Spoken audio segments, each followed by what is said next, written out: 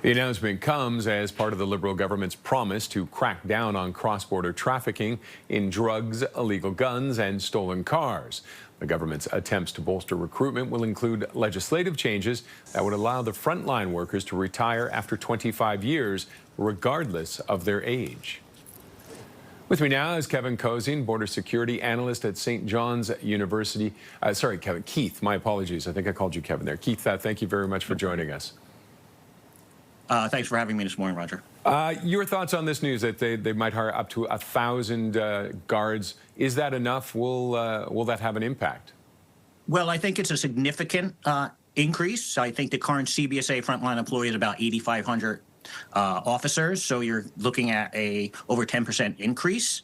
The one thing I like about it is that because of the CBSA increase, it's actually focusing on the ports of entry.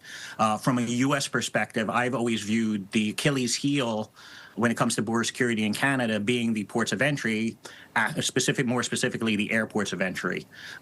That's where the individuals who are entering into Canada eventually end up crossing the border into the United States, and some of those have posed security threats to the United States.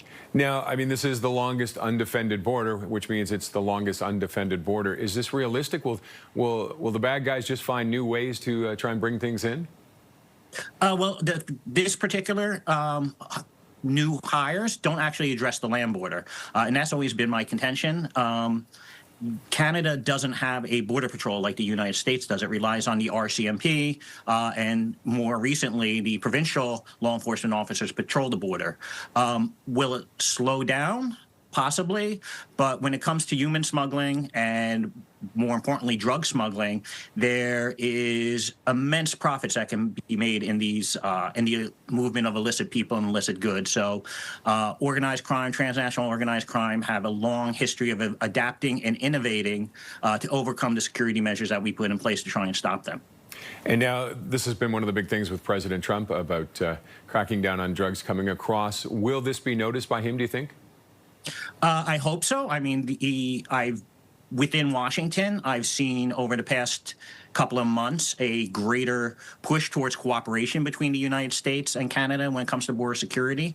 Back in August, we had a meeting between Attorney General Bondi and Justice Minister Fraser addressing border security specifically, and they came out of those meetings saying they were productive.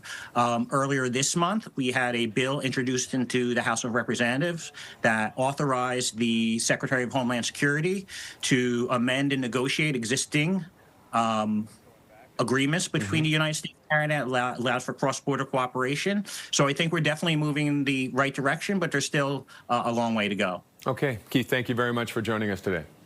No problem. Have a wonderful day. Keith Cozine is a border security analyst at St. John's University.